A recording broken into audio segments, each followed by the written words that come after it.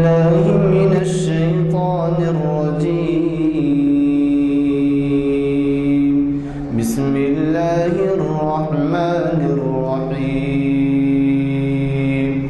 وقال الذين كفروا لا تسمعوا لهذا القرآن والغوا فيه لعلكم تغلبون. فلنذيقن الذين كفروا عذابا شديدا ولنجزينهم أسوأ الذي كانوا يعملون. ذلك جزاء أعداء الله النار لهم فيها دار الخلد جزاء بما كانوا بآياتنا يجحدون. وقال الذين كفروا ربنا أرنا الذين أضلانا من الجن والإنس نجعلهما تحت أقدامنا ليكونا من الأسفلين. صدق الله العظيم. حضرات، ابھی جماعت کے بعد اعلان کیا گیا سر جماعت کے بعد آج ہمارے ہاں شریعت انفارمیشن سروس کی 795ویں نشست ہے.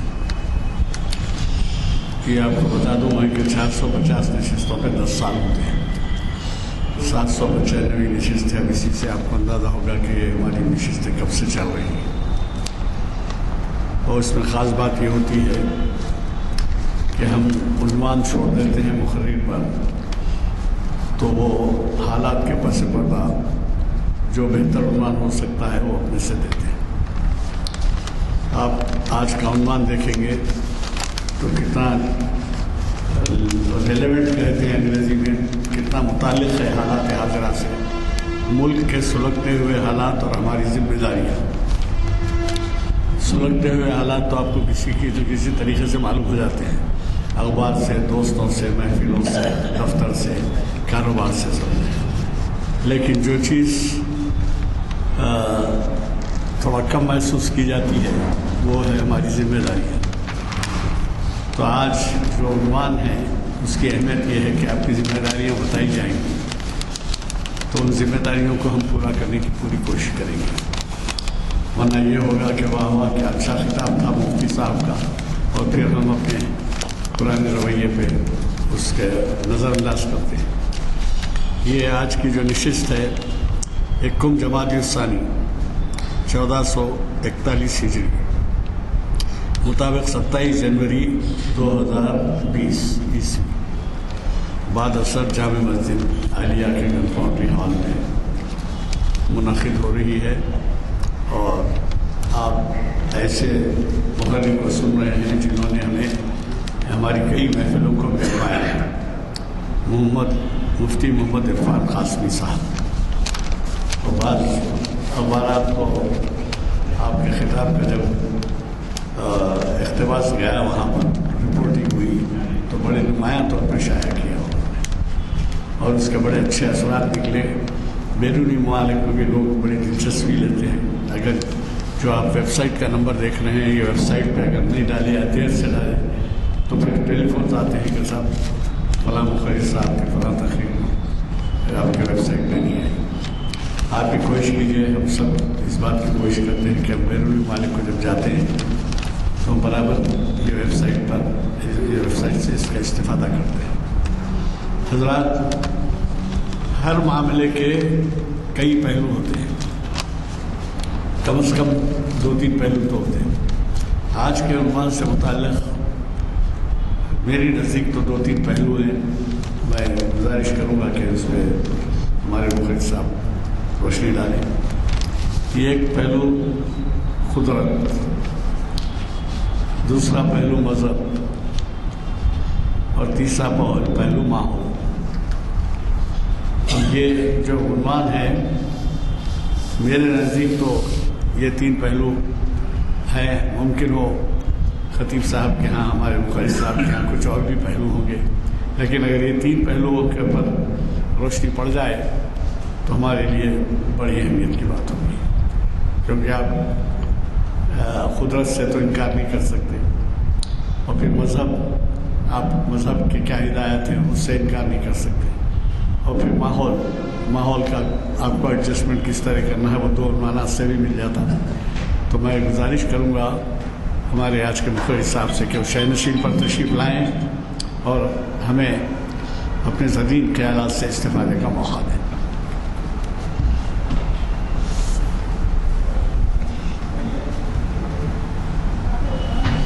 ورحمۃ اللہ وبرکاتہ. بسم اللہ الرحمن الرحیم.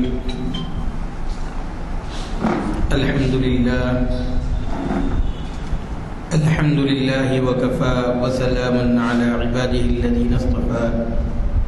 اما بعد فاعوذ باللہ من الشیطان الرجیم. بسم اللہ الرحمن الرحیم. وقال الذين كفروا لرسلهم لنخرجنكم من أرضنا أو لتعودن في ملتنا فأوحى إليهم ربهم لنهلكن الظالمين. صدق الله العظيم.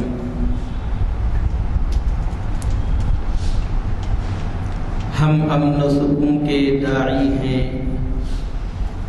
سب ظلم مٹا کر دم لیں گے. ہم امن و سکون کے داعی ہیں، سب ظلم مٹا کر دم لیں گے. ہم حق کا نشاں ہیں دنیا میں، باطل کو مٹا کر دم لیں گے. فرعون بنے جو پھرتے ہیں، ڈھاتے ہیں ستم کمزوروں پر. ان سرکش و جابر لوگوں کو قدموں میں جھکا کر دم لیں گے. ہر سمت مچلتی کرنوں نے افسون شب غم توڑ دیا. اب جاگ اٹھے ہیں دیوانے، دنیا کو جگا کر دم لیں گے. یہ بات آیا ہے دنیا پر، ہم پھول بھی ہیں تلوار بھی ہیں. یا بزم جہاں مہکائیں گے، یا خوں میں نہا کر دم لیں گے. سوچا ہے کفیل اب کچھ بھی ہو، ہر حال میں اپنا حق لیں گے. عزت سے جیے تو جی لیں گے، یا جام شہادت بھی لیں گے. محترم گرامی قدر حاضرین کرام و ناظرین عظام، جب یہاں پر میرا خطاب تھا اس وقت عجیب اتفاق یہ تھا کہ CAB اس بل کو پارلیمنٹ کے اندر منظوری دی گئی تھی، اور اس وقت بھی اس سلسلے میں چند باتیں آپ حضرات کے سامنے رکھی گئی تھی. لیکن جیسے ہی یہ قانون لوک سبھا کے بعد راجیہ سبھا سے اور اس کے فوراً بعد صدر جمہوریہ کے دستخط لیے گئے اور اس کو ایکٹ میں تبدیل کر دیا گیا، اس کے بعد ملک کے جو حالات بدلے ہیں اور جس طریقے سے پورے ملک کے اندر صرف مسلمان ہی نہیں، برادران وطن کی ایک کثیر تعداد احتجاج میں شریک ہو کر، بلکہ خود احتجاج کو منظم کر کے اس کا انتظام کر کے حکومت کی نیند اڑانے کے لیے ان لوگوں نے زبردست جد و جہد کی ہے. لیکن ان سب حالات کے باوجود بھی بہت سارے ہندوستانیوں کو، بہت سارے بھارتیوں کو ابھی تک ملک کے اندر جو حالات بنے ہوئے ہیں ایسا محسوس ہوتا ہے کہ ان کو اس سلسلے میں کوئی لگاؤ اور دلچسپی نہیں ہے. ابھی بھی وہ خواب غفلت میں زندگی گزار رہے ہیں. ہمارے بھی بہت سارے بھائی ایسے ہیں جن کو یہ پتہ ہی نہیں ہے کہ ملک کے اندر حالات کس کروٹ تبدیل ہو رہے ہیں، اور ملک کو کس طریقے سے سیکولرزم سے نکال کر بھگوا رنگ چڑھانے کی کوششیں کی جا رہی ہیں، اور ملک کا دستور اور آئین جس کی کل ہم نے 71ویں جشن منایا ہے، اس سمویدھان کو، اس دستور کو اور اس آئین کو کس طریقے سے نظر انداز کیا جا رہا ہے، ہمیں اس کا پتہ ہی نہیں ہے۔ میں آپ حضرات کے سامنے چند باتیں اس کے متعلق عرض کروں گا۔ سب سے پہلے یہ ہے کہ جس وقت پارلیمنٹ میں یا لوک سبھا کے اندر یا راجیہ سبھا کے اندر جس وقت بل پیش کیا جا رہا تھا، آپ نے اس وقت وزیر داخلہ کو سنا کہ جو لینگویج اور جس طریقے سے طرز گفتگو کی گئی ہے وہ بہت ہی بھیانک تھی۔ اس میں اقلیتوں کے تئیں ان کے رویہ ایسا تھا جس میں بہت سرکشی ظاہر ہو رہی تھی، اور پھر جو 3 ممالک کا نام لیا گیا ہے وہ 3 ممالک بھی مسلمان ہیں، اور اس سے ہندوستانی عوام کو یہ تأثر دینے کی کوشش کی گئی ہے کہ مسلمان اپنے ملک کے اندر اقلیتوں کے اوپر ظلم ڈھاتے ہیں، مذہب کے بنیاد پر نشانہ بناتے ہیں، اور انہیں وہاں پر جو ہے زندگی گزارنے نہیں دیا جاتا، صحیح طریقے سے ان کے حقوق کی پاسداری نہیں کی جاتی ہے۔ جبکہ معاملہ بالکل برعکس ہے۔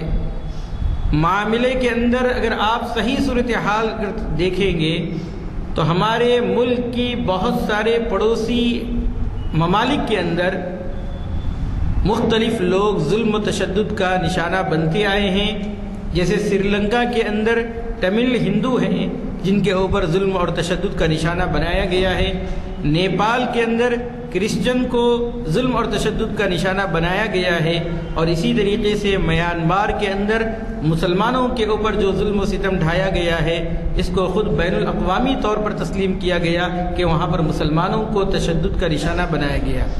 جن ممالک کا نام لیا گیا ہے ان ممالک میں افغانستان میں ہزارہ قوم مظلوم ہیں، پاکستان کے اندر شیعہ احمدی فرقہ اور بلوچستانی لوگ وہاں پر بھی مظلوم ہیں، اور بدھسٹ تبت کے اندر مظلوم ہیں، اور اس کی سب سے بڑی دلیل خود ہمارے ملک ہندوستان میں دلائی لاما ایک پناہ گزیر کے حیثیت سے یہاں پر مقیم ہے، اور ہندوستان اس کو پناہ دیا ہوا ہے۔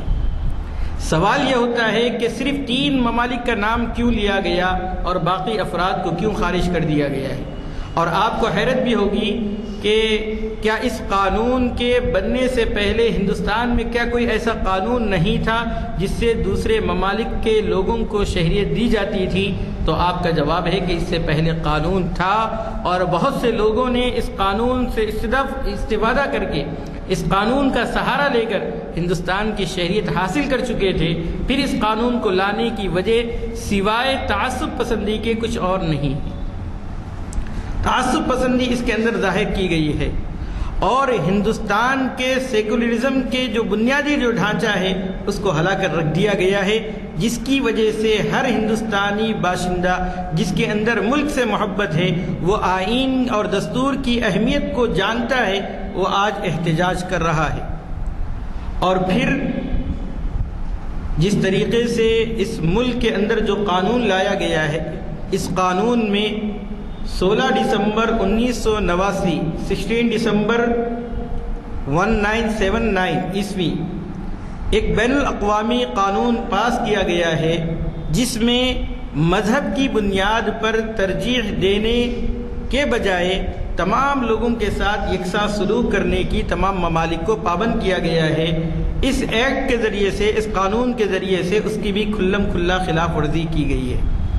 اور پھر آپ نے دیکھا ہوگا کہ ہمارے ملک کے وزیر اعظم ہوں یا وزیر داخلہ ہوں، ان لوگوں کی گفتگو اور ان کے انٹرویوز یا ان کے بیانات آپس میں اتنے متصادم ہیں اور آپس میں ایک دوسرے سے اتنے مخالف ہیں کہ جس کی وجہ سے عوام ایک دم سے کنفیوز ہے، ایک دم سے عوام کے اندر تذبذب کا شکار ہے کہ وزیر اعظم کیا کہنا چاہتے ہیں، وزیر داخلہ کیا کہنا چاہتے ہیں، اور پھر ان کے جو وزراء ہیں، منتری ہیں، ان کی زبان کیا ہے، لوگ سمجھنے سے قاصر ہیں۔ اس طریقے سے ملک اگر چلایا جائے گا تو یقیناً اس کے اندر افراتفری ہوگی، اس کے اندر انتشار ہوگا، لوگوں کو کچھ سجائی نہیں دے گا، اور آج یہ ملک کے اندر ایسے حالات پیدا ہو رہے ہیں۔ آج جو ہے ملک کے اندر لوگ احتجاج کر رہے ہیں تو آپ نے دیکھا ہوگا کہ ملک کی میڈیا اور میڈیا کے اکثر لوگ اس کو ہندو مسلمان بنا کر پیش کرنے کی بھرپور کوشش کر رہے ہیں، حالانکہ معاملہ ایسا نہیں ہے۔ پنجاب سے بہت سارے ہمارے سکھ برادری شاہین باغ پہنچ کر وہاں پر باضابطہ اظہار یگانگت کیے ہیں، اظہار ہمدردگی کی ہیں، اور بتائے ہیں کہ تم اکیلے نہیں ہو، ہم بھی تمہارا ساتھ دینے کے لیے ہمیشہ تیار ہیں۔ اس ملک کی آزادی میں جو سب سے زیادہ قربانیاں پیش کی ہیں مسلمان، اور اس کے بعد اگر کوئی کسی قوم کا نام آتا ہے تو وہ سکھ برادری ہے، جس نے اس ملک کی آزادی کے لیے انگریزوں سے نبرد آزما ہوئے اور انگریزوں کی آنکھ میں آگ ڈال کر بات کی ہے۔ آپ نے بھگت سنگھ کا نام سنا ہوگا، اس کے علاوہ کئی ایسے گمنام لوگ ہیں جنہوں نے اس ملک کی محبت کے واسطے، اس ملک کی وفاداری کرتے ہوئے اس ملک کے لیے اپنی جانوں کا نذرانہ پیش کیا ہے۔ اور جس قوم نے اس ملک کی آزادی میں ذرا برابر بھی حصہ نہیں لیا، بلکہ انگریزوں کی غلامی کرنے کو اپنے لیے فخر سمجھنے لگے اور ان کے تلوے چاٹنے لگے، آج وہی لوگ ہمیں جو ہے دیش دروہی اور ملک سے غداری اور ایسے ایسے الزامات لگاتے ہیں جس کی وجہ سے یہاں پر مسلمانوں کو رہنا مشکل نظر آ رہا ہے۔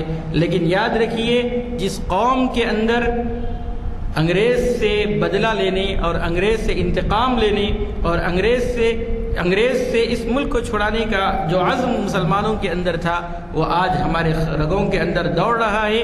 وقت آئے گا تو ہم اس وقت بھی ملک کی حفاظت کے لیے سب سے آگے آنے کے لیے تیار ہیں۔ اس وقت پورے ملک کے اندر جو احتجاج ہو رہا ہے، اور احتجاج میں سب سے بڑی بات ہمارے لیے خوش آئین یہ رہی ہے کہ ہم نے ہمارا جو جھنڈا تھا، ملک کا جو جھنڈا تھا، ہم نے اس کو مقدم رکھا ہے، اپنے ہاتھوں پہ رکھا ہے، اور جہاں جہاں احتجاج ہو رہا ہے ہم نے اس کو لہرا کر یہ ثبوت دینے کی کوشش کی گئی ہے کہ ہم ہندوستانی اس ملک سے بہت محبت کرتے ہیں۔ لوگوں کو، میڈیا کو سمجھ میں نہیں آیا ہے کہ ان لوگوں کے اوپر غداری کا الزام لگائے تو کیسا لگائے۔ ان لوگوں کے اوپر جو ہے اگر ملک سے نفرت اور ملک سے بغاوت کا الزام لگائیں تو کس طریقے سے لگائیں کہ ان کے ماتھوں کے اوپر بھی ہندوستانی جھنڈے کا نشان ہے، ان کے ہاتھوں پر بھی ہندوستان کے جھنڈے کا نشان ہے۔ اگر ہماری مائیں اور بہنیں سروں پر دوپٹہ اوڑھی ہوئی ہیں تو وہ اوڑھنی بھی ہمارے اس جھنڈے کی علامت بنی ہوئی ہے۔ ہمارے بھائی اگر ٹوپی پہن رہے ہیں تو ان ٹوپیوں کے اوپر بھی یہ جھنڈے نمایاں نظر آ رہے ہیں۔ ایسی محبت رکھنے کے باوجود ان کو غدار کہنا حکومت کو اور میڈیا کو سمجھ میں نہیں آیا، تو ان لوگوں نے مختلف زاویوں سے، مختلف پہلوؤں سے اس طریقے کا ماحول بنانے کی کوشش کی ہے کہ جس کی وجہ سے یہ جو ہے نفرت میں بدل جائے اور پھر ہندو مسلم دنگا ہو سکے۔ یاد رکھیے، اس ملک کے اندر اگر مسلمان امن کے ساتھ رہتے ہیں تو ہمارے برادران وطن بھی امن کے ساتھ زندگی گزارنے کو ترجیح دیتے ہیں۔ ہر ملک کے اندر، ہر مذہب کے اندر کچھ لوگ ہوتے ہیں جو تشدد کے اوپر اتر آتے ہیں، لیکن یہ ہمارا ہندوستان ہے، یہاں پر گنگا جمنی تہذیب صدیوں سے آباد رہی ہے، اور اس ملک کی جو سب سے بڑی خصوصیت ہے وہ یہ ہے کہ اس ملک کے اندر سینکڑوں مذاہب پائے جاتے ہیں۔ ان سینکڑوں مذاہب کے ماننے والے اپنے مذہب پر عمل کرتے ہوئے ہندوستانی ہونے پر فخر محسوس کرتے ہیں۔ ہم مسلمان ہیں، ہم مسلمان اپنے مذہب پر عمل کرتے ہوئے ہم ہندوستانی ہیں، اس کے لیے ہم بہت فخر محسوس کرتے ہیں۔ اور یہ فخر کیوں محسوس نہ کریں جبکہ ہمارے آباء و اجداد نے انگریزوں سے اس ملک کو آزاد کرایا تھا، اور انگریز جانے کے بعد جو سمویدھان ملا ہے، جو قانون ہمیں ملا ہے، وہ ہر شہری کے تحفظ کی گارنٹی دیتا ہے، اور اس میں یہ پتہ چلا ہے کہ یہاں کا صدر جمہوریہ ہو یا وزیر اعظم ہو یا وزیر داخلہ ہو یا کوئی اور کسی عہدے پر فائز ہو، وہ ووٹ دینے کے سلسلے میں، وہ تمام حقوق کے سلسلے میں وہ ایک عام شہری کی طرح ہی ہے، اس کے کوئی حقوق جو ہے زیادہ نہیں ہو گئے ہیں۔ لیکن جس سمت میں ملک جا رہا ہے، اگر ہندوتوا ایجنڈے کو اس پر لاگو کر دیا گیا تو آپ کو جان کر حیرت ہوگی۔ آج کل ایک سمویدھان بھی چل رہا ہے واٹس ایپ کے اوپر، اس کی حقیقت کہاں تک ہے معلوم نہیں، لیکن اس کے متعلق یہ باور کرایا گیا ہے کہ یہ RSS کے جو سربراہ ہیں موہن بھاگوت جی، ان کی طرف سے بنایا گیا قانون ہے۔ اس کے اندر آپ دیکھیں گے یہی ذات پاک کی تفریق کی گئی ہے، جس کے متعلق قرآن مجید نے 1400 سال پہلے یہ فرمایا کہ یا ایھا الناس انا خلقناکم من ذکر و انثی وجعلناکم شعوبا وقبائل لتعارفوا، کہ اے لوگو تمہیں جو پیدا کیا گیا ہے میل اور فیمیل کے اختلاط سے تمہیں پیدا کیا گیا ہے، اور تمہارے درمیان میں قبائل بنائے گئے ہیں، تمہارے درمیان میں جو خاندان بنائے گئے ہیں وہ صرف آپسی تعارف کے لیے ہے۔ ان اکرمکم عند اللہ اتقاکم، اللہ کے نزدیک تم میں سب سے زیادہ باعزت وہ ہے جو سب سے زیادہ متقی ہو۔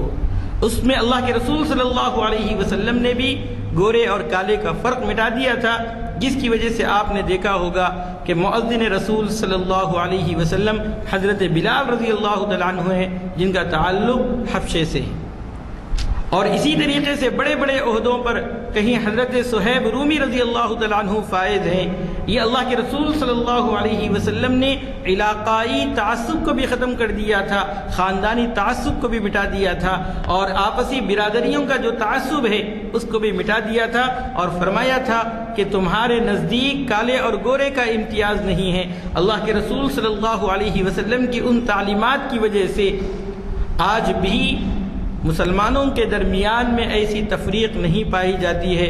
علامہ اقبال نے اسی وجہ سے کہا تھا ایک ہی صف میں کھڑے ہو گئے محمود و عیاض، نہ کوئی بندہ رہا نہ کوئی بندے نواز۔ لیکن جن علاقوں کے اندر یا جن ممالک کے اندر یا جن لوگوں کے ذہنوں میں برادریوں کا تصور ہے اور وہ لوگ ایک دوسرے پر اپنے آپ کو برادری کے طور پر فخر محسوس کرتے ہیں، آپ نے وہاں پر دیکھا ہوگا وہاں پر مساوات ختم ہو گیا، وہاں پر انصاف ختم ہو گیا۔ اگر برہمن اگر کوئی لڑکا کسی لڑکی سے زنا کرتا ہے یا کسی لڑکی کے اوپر زبردستی کرتا ہے تو پھر ایسی صورت میں اس کو معاف سمجھا جاتا ہے، بلکہ قصور لڑکی کا ٹھہرایا جاتا ہے۔ آج ہمارے ملک کے اندر بہت سے نیتا ایسے ہیں اور ان کے اولاد ایسی ہیں جو بڑے بڑے جرائم کا ارتکاب کرتی ہے اور پولیس ان کی پشت پناہی کرتی ہے، حالانکہ ہمارے سمویدھان کے اندر، ہمارے دستور اور ہمارے قانون کے اندر ایسی تفریق کی اجازت بالکل نہیں ہے۔ اسی قانون کو بچانے کے لیے آج ہم لوگ سڑکوں پر نکل آئے ہیں، لیکن جہاں تک ہو سکے ہم لوگوں کو ابھی اور منظم طور پر متحد ہونے کی ضرورت ہے۔ جو ذمہ داریاں ہمارے اوپر عائد ہوتی ہیں ان ذمہ داریوں میں یہ ہے کہ اس وقت ملک کے دستور اور آئین کو ہم لوگ سب سے پہلے اچھی طریقے سے سمجھ لیں۔ باضابطہ ایسے جلوس اور ایسے جلسے منعقد کیے جائیں جس میں ہندوستان کا دستور اور آئین کو سمجھایا جائے اور لوگوں کو بتایا جائے کہ اس سمویدھان کی حفاظت ہمارے لیے کس لیے ضروری ہے، اس ملک کے اندر رہنا ہے، اور اگر ہم نے اس قانون اور سمویدھان کی حفاظت کے ساتھ اگر ہم رہیں گے تو ہمارے لیے کتنے حقوق مل سکتے ہیں۔ اگر ہم نے اسی طریقے سے ملک کے رحم و کرم کے اوپر، ملک کے حکمرانوں کے رحم و کرم پر ہم نے اس ملک کو چھوڑ دیا تو آہستہ آہستہ یہ ملک جو ہے وہ منقسم ہو جائے گا، اس کے ٹکڑے ٹکڑے ہو جائیں گے، اور پھر اس ملک میں جو امن اور چین اور جو سکون ہے وہ غارت ہو جائے گا۔ اس لیے سب سے پہلی ذمہ داری یہ ہے کہ ہم ملک کے آئین کو اور اس کے دستور کو اور اس کے سیکولرزم کو سمجھیں، اچھی طریقے سے سمجھیں۔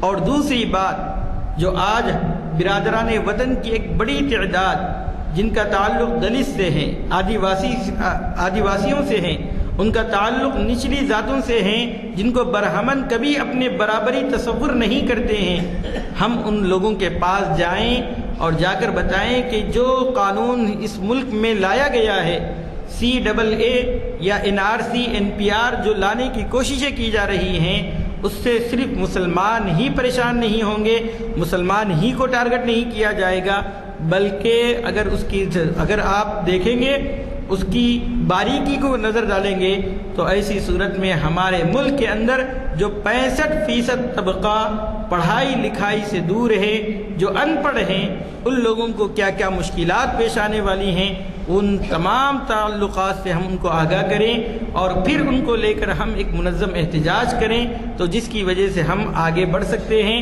اور اس قانون کو واپس لینے کے لیے حکومت پر دباؤ بنایا جا سکتا ہے۔ ہندوستان کی آزادی میں برادران وطن کی بڑی تعداد کب شامل ہوئی ہے، اس کا ایک تاریخی پس منظر ہے۔ حضرت شیخ الہند مولانا محمود حسن دیوبندی رحمۃ اللہ علیہ جب مالٹا میں گرفتار ہونے کے بعد جب رہائی عمل میں آئی اور جمعیت العلماء ہند کی جب بنیاد رکھی گئی تو اس وقت مہاتما گاندھی کو جو پیشے سے وکیل تھے ان کو باضابطہ مہاتما کا خطاب مسلمانوں نے، بلکہ ہمارے علماء اکرام نے ان کو وہ خطاب سے نوازا اور جمعیت کے خرچے پر ان کو پورے ملک کا دورہ کروایا گیا۔ اس وقت بہت بڑے بڑے نام پیش کیے گئے تھے جن کا تعلق برہمن ذات سے تھا، تو اس وقت حضرت مفتی مولانا محمود حسن دیوبندی رحمۃ اللہ علیہ نے ایک بات یہ کہی تھی کہ یہ لوگ برہمن جو ہیں وہ اپنی ذات ہی کو یہ سمجھتے ہیں کہ ہم حکومت کے قابل ہیں، ہم حکومت کے لائق ہیں، باقی تمام لوگ جو ہے ہماری خدمت کے لیے پیدا کیے گئے ہیں، اس لیے وہ مسلمانوں کا کوئی احسان نہیں مانیں گے۔ ہم گاندھی جی کو جن کا تعلق بنیے سے ہیں، جس کو ہم لوگ یہاں پر کومٹی کہتے ہیں، اس ذات سے تعلق رکھتے ہیں، جب ہم ان کو بڑا منائیں گے تو ان کے اوپر ہمارا احسان ہوگا اور پھر وہ ملک کے اندر ہماری تحفظ کے لیے بہت جد و جہد کریں گے۔ چنانچہ ہوا بھی ایسا ہی، جس وقت ملک آزاد ہوا، اور بدقسمتی کی بات یہ ہے کہ ہمارے ملک کو مذہب کی بنیاد پر الگ بھی کیا گیا اور جناح کی جو سوچ تھی وہ اس پر وہ کامیاب ہوئے اور ملک کو ٹکڑے کرنے پر وہ کامیاب ہو کر ایک ملک پاکستان، اور اس وقت جو مشرقی پاکستان بنگلہ دیش بنا ہوا ہے وہ الگ ہوا، لیکن اس کے باوجود ملک کا جو سنویدھان بنایا گیا ہے اس میں تمام مذاہب کے لوگوں کو یکساں حقوق رکھے گئے ہیں۔ اس یکساں حقوق رکھنے میں جن لوگوں نے اہم کردار ادا کیا ہے اس میں ایک مہاتما گاندھی ہے، جس سے ڈاکٹر امبیڈکر ہے۔ ان دونوں کو جس طریقے سے مسلمانوں نے آگے کیا تھا، آج ضرورت یہ ہے کہ ہم دلت لیڈروں کو، جیسے چندر شیکھر آزاد جی ہیں جو اس وقت ایک ابھرتا ہوا چہرہ ہے، اور اسی طریقے سے ایک پٹیل صاحب ہیں جو گجرات کے اندر ہیں، ان کا نام میں پورا بھول رہا ہوں، وہ جو ہے اس وقت وہاں پر وہ بھی ابھرتے ہوئے تھے، ان کو جو ہے طرح طرح کے الزامات لگا کر وہاں کے جو ایم ایل اے الیکشن تھے اس وقت وہاں پر جو ہے ان کو قید بند کر دیا گیا تھا۔ یہ تو اس طریقے سے غیر مسلم ہے۔ تو بہرحال اس وقت ملک کے اندر جو لوگ دلت لیڈر کے اوپر ابھر رہے ہیں، ضرورت یہ ہے کہ ہم مسلمان ان کو اپنے صفوں میں لائیں اور ان کے ذریعے سے ہم پورے ملک کے اندر پھر ایک مرتبہ تحریک شروع کریں۔ وہ تحریک کیسی ہونی چاہیے؟ اس کے اندر تمام برادران وطن شامل ہوں اور صرف واحد مقصد یہ ہو کہ اس ملک کے سیکولرزم کو پھر سے بحال کیا جائے، اور اس میں جس طریقے سے تبدیلیاں کی جا رہی ہیں ان تبدیلیوں کو برخاست کیا جائے۔ یہ اگر ہم کرنے میں راضی ہو جائیں گے اور اس کے لیے ہم لوگ منظم احتجاج کریں گے، احتجاج کے سلسلے میں بھی چند باتیں اور چند ہدایتیں رہیں کہ ہم جب بھی احتجاج کریں ہمارے ملک کا جھنڈا ہمارے ساتھ ہو، ہم اس کو ساتھ رکھیں، اور جب بھی ہم اس ملک کے جھنڈے کو لے کر آگے بڑھیں گے تو انشاءاللہ کوئی طاقت ایسی نہیں ہوگی جو ہمیں پیچھے ڈھکیل سکے۔ دوسری چیز یہ ہے کہ ہم لوگ مذہبی نعروں سے گریز کریں۔ مذہبی نعرے اگر لگائیں گے تو ملک کا میڈیا اتنا چالاک ہے، اتنا شاطر ہے کہ وہ اس کو ہندو مسلمان بنا کر پیش کرنے کی بھرپور کوشش کرے گا، اور اسی طریقے سے ایسے دنوں میں بھی ہم احتجاج کرنے سے گریز کریں جو ہمارے یہاں جیسے جمعہ کا دن کہلاتا ہے، اس دن بھی احتجاج کرنے سے ہم گریز کریں، اور خاص طور پر برادران وطن سے ہم اپنے تعلقات کو استوار کریں، ان کے پاس جائیں اور ان کو اس ملک کے سنویدھان اور اس کے سیکولرزم ہونے کا جو فائدہ اس وقت ہمیں مل رہا ہے اس کے اوپر اچھے طریقے سے روشنی ڈالیں، اس کے لیے ہم ٹریننگ لیں، اور باضابطہ برہمنوں کا جو عقیدہ ہے جس میں وہ لوگ ایک مورتی کی شکل بناتے ہیں، اور برہمن کو کہتے ہیں کہ وہ سر سے پیدا ہوئے، ایک کو کہتے ہیں کہ چھاتی سے پیدا ہوئے، ایک کو کمر سے پیدا ہوئے، اور دوسروں کو نیچے سے یعنی پیروں سے پیدا ہوئے، اور اسی طریقے سے وہ لوگ یہ چاہتے ہیں۔ کل کا میں انٹرویو دیکھ رہا تھا کہ ایک ہندو مہاسبھا کے آدمی سے جب پوچھا گیا کہ آپ 26 جنوری کیوں نہیں مناتے، اس نے کہا کہ اس سنویدھان کے اندر جو رکھا گیا ہے، سب کے ساتھ برابری کا جو معاملہ رکھا گیا ہے، ہم اس کو تسلیم نہیں کرتے۔ جب ان کے ذہنوں میں یہی ہے کہ ہم اعلیٰ ذات ہیں، ہم جو ہے اس طریقے سے گاندھی جی کے قتل کرنے میں جو سب آگے ہیں، گوڈسے جس کو کہا جاتا ہے، آپ نے سنا ہوگا کہ اس کے فالوورز جتنے اس وقت ملک کے چلانے والوں کے پارٹی کے اندر شامل ہیں، اس سے محبت رکھنے والے وہ کسی اور پارٹی کے اندر نظر نہیں آتے۔ باضابطہ ڈیبیٹ کے اندر ان لوگوں نے گوڈسے کو زندہ باد کہا ہے، مرد آباد کے نعرے لگانے کے لیے وہ تیار نہیں ہوئے۔ اس طریقے سے نفرت جو اس ملک کے اندر پھیلائی جا رہی ہے، میرے بھائیوں، ضرورت یہ ہے کہ ہم ملک کے جتنی اقلیتیں موجود ہیں ان سب کو ساتھ لے کر جو حقیقی طور پر اقلیت ہے وہ ہے برہمن، ان کے ساتھ ہم لوگ مورچہ سنبھالیں، اور ان کے خلاف جو ہے اگر ہم نکلیں گے تو یقیناً ہماری منزل مقصود بہت دور نہیں، بہت قریب ہوگی۔ لیکن اگر ہم نے جو ہے اس وقت ملک کے حالات کو نظر انداز کر کے اپنے کاموں سے اگر ہم دلچسپی رکھیں گے اور ہمیشہ اپنی بیوی بچے اور اپنے گھر سے ہی ہمارا تعلق رہے گا تو یہ نہ ایک مسلمان کی شان ہے۔ اس لیے کہ اللہ کے رسول صلی اللہ علیہ وسلم نے تمام مسلمانوں کو آپس میں ایک دوسرے کے ساتھ جو تعلق فرمایا تھا وہ کجسد واحد، اللہ کے رسول صلی اللہ علیہ وسلم نے فرمایا کہ وہ ایک جسم کی طرح ہے، اگر اس کا ایک عضو تکلیف میں مبتلا ہوتا ہے تو پورا جسم اس کی وجہ سے بخار میں مبتلا ہو جاتا ہے۔ ایسی ہی اللہ کے رسول صلی اللہ علیہ وسلم نے انسانیت کے متعلق یہ فرمایا، خیر الناس من ينفع الناس، لوگوں میں سب سے بہتر وہ ہے جو لوگوں کو فائدہ پہنچائے۔ آج پوری اقلیتیں اس وقت جو ہے اس سنویدھان کے اندر ہونے والی تبدیلیوں کی وجہ سے متفکر ہے، پریشان ہیں، اور جو لوگ جانتے ہیں وہ عام طور پر سڑکوں پر نکل آئے ہیں، لیکن ابھی ہمیں بہت ضرورت ہے کہ اس لڑائی کو بہت آگے تک چلنا ہے۔ آپ نے دیکھا ہوگا پچھلی مرتبہ جب اس سے متعلق عدالت کے اندر جب سنوائی ہوئی تو فوراً عدالت نے اس کو 4 ہفتوں کی مہلت دے دی ہے۔ وہ یہ چاہ رہے ہیں کہ یہ جو احتجاجات ہو رہے ہیں وہ کسی طریقے سے سرد پڑ جائے اور اس کے اندر کمی آ جائے تو پھر حکومت کو آسانی کے ساتھ اس کو نفاذ میں اس کو سہولت ہوگی، اس کے لیے ان لوگوں نے ڈیلے کر دیا ہے۔ لیکن سلام ہوں ان خواتین پر، سلام ہوں ان تمام لوگوں پر جنہوں نے یہ کہا ہے، حکومت کا تاریخ آگے بڑھا دینے کے باوجود جب ان سے انٹرویو لیا گیا تو کہا کہ جس طریقے سے وزیر داخلہ کہہ رہے ہیں کہ 1 انچ پیچھے نہیں ہٹیں گے، ہم بھی 1 انچ پیچھے ہٹنے کے لیے تیار نہیں ہیں، ہم احتجاج کو جاری رکھیں گے۔ تو اس لیے ضرورت یہ ہے کہ اس وقت ہم برادران وطن کے ساتھ خاص طور پر خوشگوار تعلقات کو بحال کریں اور ان کو آگے لے کر ہم اگلا منصوبہ بنائیں، اور ان لوگوں کو ہی جیسے مہاتما گاندھی کو قیادت سونپی گئی تھی، آج ضرورت ہے کہ ہم بھی انہی لوگوں کو قیادت سونپ کر پورے برادریوں کو اور پورے مذاہب کے ماننے والوں کو آگے لے کر مسلمان پیچھے سے ان کی رہبری کرتے رہیں، اور اس طریقے سے اگر ملک کے اندر پھر ایک مرتبہ اگر ہم ظالم طاقتوں کے خلاف اٹھ کھڑے ہوں گے تو انشاءاللہ بہت جلد اس ملک کے حالات سدھریں گے۔ آج ملک کے اندر بات ہونی تھی دراصل پڑھائی میں ہمارا ملک کتنا پیچھے رہ گیا، آج ملک کے اندر بات ہونی تھی کہ ہم معیشت کے اعتبار سے کس چوراہے پر کھڑے ہیں، کس راستے پر ہم کھڑے ہیں۔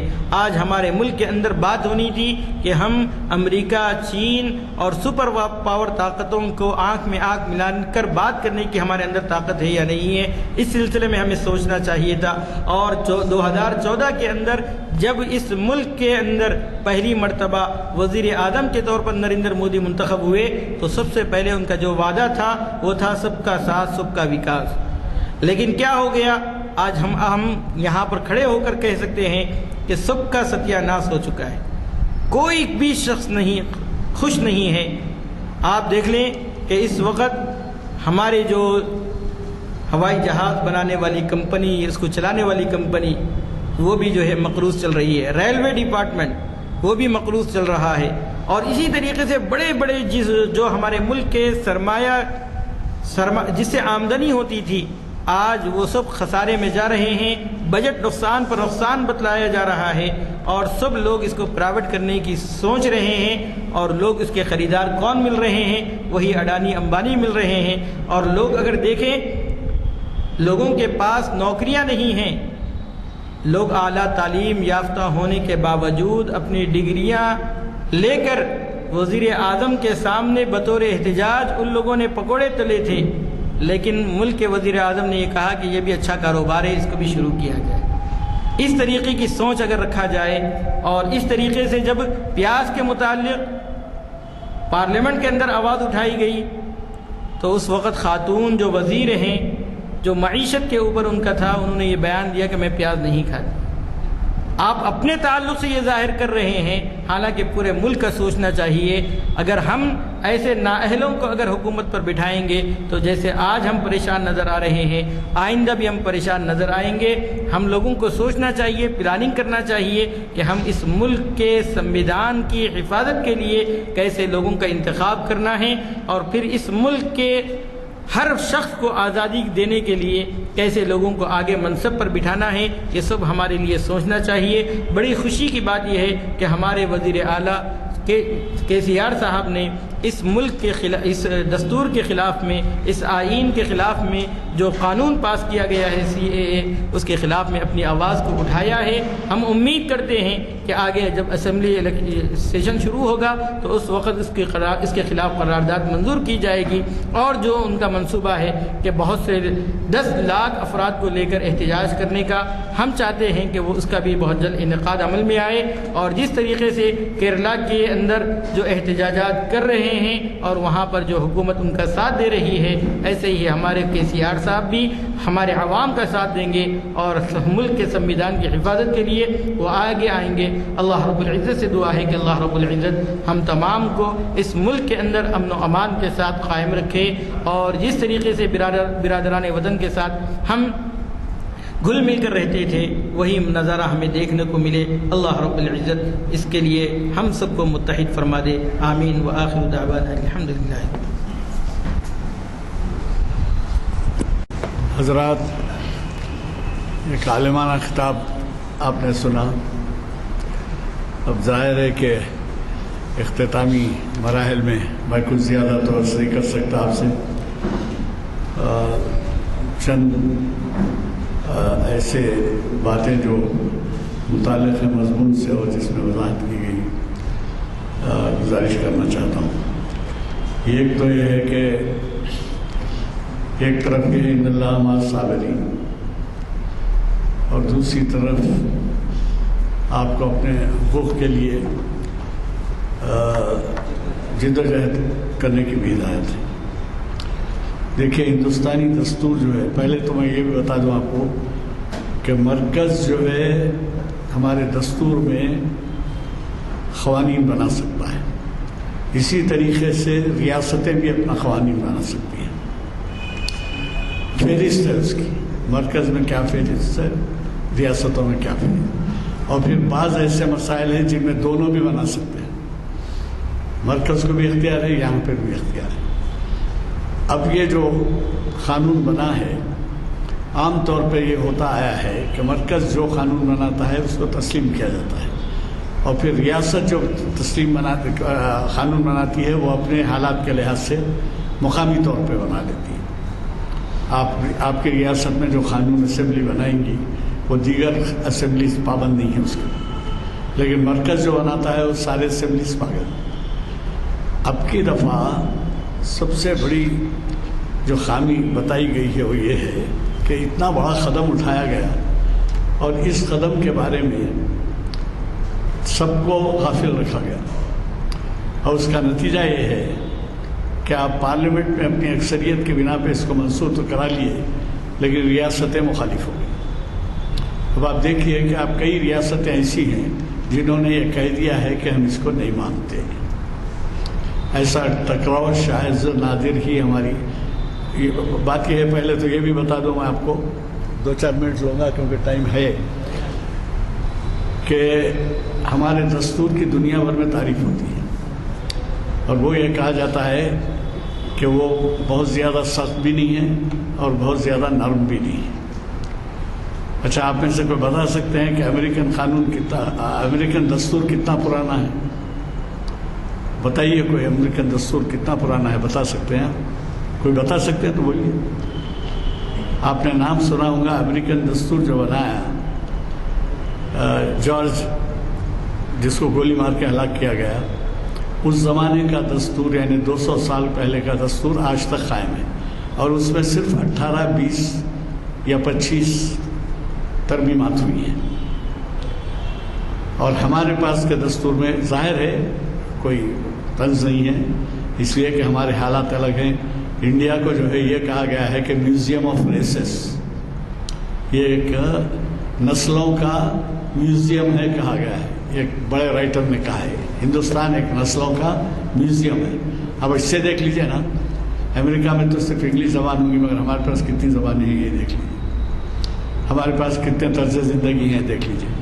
تو ہمارے پاس 125 سے 126 ترمیمات ہوئے ہیں۔ کب سے؟ 1950 میں 26 جنوری ابھی منایا آپ کل، 26 جنوری سے آج تک 71واں سال منایا۔ 71 سال میں 125 ترمیمات ہوئی ہیں۔ تو یہ میں آپ سے عرض کرنا دستور میں ترمیمات، مرکزی دستور میں ترمیمات ہوئی ہیں۔ میں آپ سے یہ کہنا چاہ رہا تھا کہ یہ پہلی دفعہ ہے کہ مرکز نے جو قانون بنایا ہے یا جو ریزولوشن پاس کر کے جو عمل کیا جا رہا ہے، اس سے ریاستیں ان کے راضی مرضی ان کے کسی چیز کا ان کا خیال نہیں کیا گیا۔ چنانچہ آپ کو تو معلوم ہے، میں کیا بتاؤں، روز اخبار میں پڑھتے ہیں آپ کہ فلاں ریاست نے اعلان کر دیا ہے کہ ہم اس کو نہیں مانیں گے، فلاں ریاست نے کر دیا۔ آپ چنانچہ تازہ ریاست آپ کی ہے جس میں یہ کہہ دیا گیا ہے کہ وہ عمل آوری نہیں ہوگی اس کے اوپر۔ تو یہ ہماری بدقسمتی ہے، لیکن میں نے جیسا کہا معاذ صابرین کا مسئلہ بھی ہے، اور پھر دوسرے یہ ہے کہ ہماری خماش میں ہے کہ بھائی چارگی۔ آپ اس سے اندازہ لگائیے کہ دنیا میں سب سے بڑے لوگوں میں جو شمار کیا جاتا ہے اور جن کو گنا گیا ہے، ان میں مہاتما گاندھی بھی ہیں۔ مہاتما گاندھی ایک پرچہ نکالتے تھے جس کا نام تھا ہریجن۔ وہ ہریجن ہر ہفتہ وار تھا، تو وہ ہریجن جو ہے اس پرچے میں وہ اپنے رائے لکھتے تھے جس کے بہت زیادہ قدر ہوتی تھی۔ تو ان سے پریس والوں نے سوال کیا کہ آپ ہندوستان میں کس قسم کی حکومت چاہیں گے آزاد ہونے کے بعد؟ ظاہر غلامی کے دور میں ان سے سوال کیا جا رہا ہے۔ تو آپ میں سے بہت سے کو معلوم ہوگا گاندھی جی نے کیا جواب دیا، میں یہ چاہتا ہوں کہ ہماری حکومت حضرت عمر کے طرز حکومت پر چلے۔ اب آپ بتائیے کہ حضرت عمر کے طرز حکومت پہ بابا قوم جس نے کہا ہے کہ اس طرح کی حکومت چلے۔ اب میں نہیں کہتا، آپ کے سامنے ہیں، اخباروں پڑھتے ہیں آپ، ریڈیو سنتے ہیں، سب کرتے ہیں، تو آپ کو خود معلوم ہے کہ طرز حکومت میں کتنا فرق آ گیا ہے۔ اور پھر ہم دور اندیشی سے کام لے کے نتائج اخذ کر رہے ہیں، الگ بات ہے۔ بین الاقوامی طور پہ اس قانون کے لیے مخالفت ہو رہی ہے۔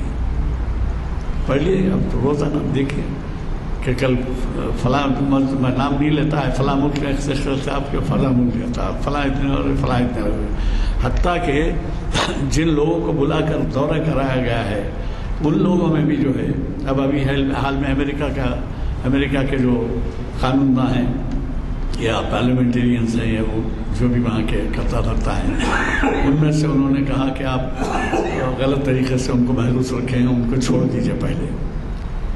ये बैरून ममालिक से लाने का मंशा ये था कि उनकी भी राय मालूम, उनकी राय तो ये आ रही है खिलाफ कि भाई ये गलत तरीके से महरूस किया गया है। तो अब ये बातें ऐसी हैं, अगर इस पर कहना चाहें तो बहुत कह सकते हैं। सिर्फ अपनी जिम्मेदारी को महसूस कीजिए कि ये भी देखिए कि हम इस मौजूदा माहौल में किस तरीके से एडजस्ट करते हैं। जज्बात से काम नहीं चलता। अब बाज़ मुक़ामात पे ऐसा हो रहा है कि जज्बात से काम हो रहा है। अब मैं हवाला देना नहीं चाहता, आप अखबारात पढ़ते हैं रोज़, जज्बात से काम नहीं चलता, मसलहतों से काम चलता है।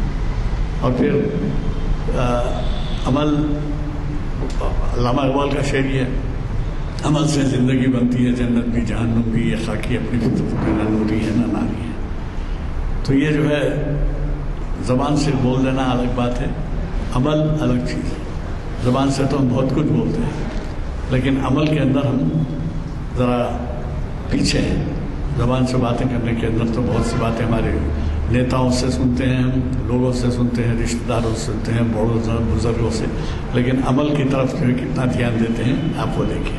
देखिए 3 चीज़ें बहुत ज़रूरी हैं जिन पे आपको ख्याल करना चाहिए। एक तो अमल, दूसरे इल्म, या पहला इल्म, दूसरे अमल, और तीसरे उम्र। तीनों एन से आते हैं, इल्म, अमल, इल्म, उम्र और अमल। तीनों चीज़ें आप गौर करके देख लीजिए, हर एक अपने अपने, क्या आप इल्म में कितने पीछे हैं या कितने लेवल पे हैं, अमल में कितने हैं, फिर आप उम्र में आपको कितने उम्र बाकी है मौका अपने आप को दुरुस्त करने का। वो तो जाहिर है कि अगर अल्लाह ताला बुला लेता है तो किसी को भी किसी को बुला लेता है, लेकिन अगर आपको मौका है, आप उम्र में ये समझते हैं कि मैं ये प्लानिंग करूँगा, ये अमल करूँगा, ये करूँगा, तो आपको बहुत कुछ मदद मिलेगी। बहरहाल बात तो करने की बहुत है। बाज़ हज़रात वज़ू के लिए जाना चाहते हैं, बाज़ घरों में असर रास्ते में असर मगरिब पढ़ना चाहते हैं। मैं ज़्यादा ये नहीं कहूँगा, अपने ख़यालात का इज़हार नहीं करूँगा, बल्कि हमारे मुफ्ती साहब जो है हमेशा हमको सरफराज फरमाते हैं अपने ख़यालात से। और ये बड़ी खुशी की बात ये होती है कि उनका मुतालिया बहुत वसी है, जो आपने देखा होगा। तो मेरे लिए मुनासिब नहीं है कि उनको सामने बिठा के उनकी तारीफ़ करूँ। सिर्फ इतना ही कह देता हूँ कि अखबारात भी उनके ख़यालात की बड़ी अहमियत रखते हैं, और बाहर से जो टेलीफोन्स आते हैं उसमें भी बहुत कुछ उसके लिए उनके लिए दुआएं की जाती हैं और मुतालबात किए जाते हैं। दुआ हो चुकी है, लेकिन फिर भी मुख्तसर। सुब्हानल्लाह व बिहम्दिही, सुब्हानकल्लाहुम्मा व बिहम्दिका, अशहदु अन ला इलाहा इल्ला अंता, अस्तगफिरुका व अतूबु इलैक। चार शंबे के दिन जो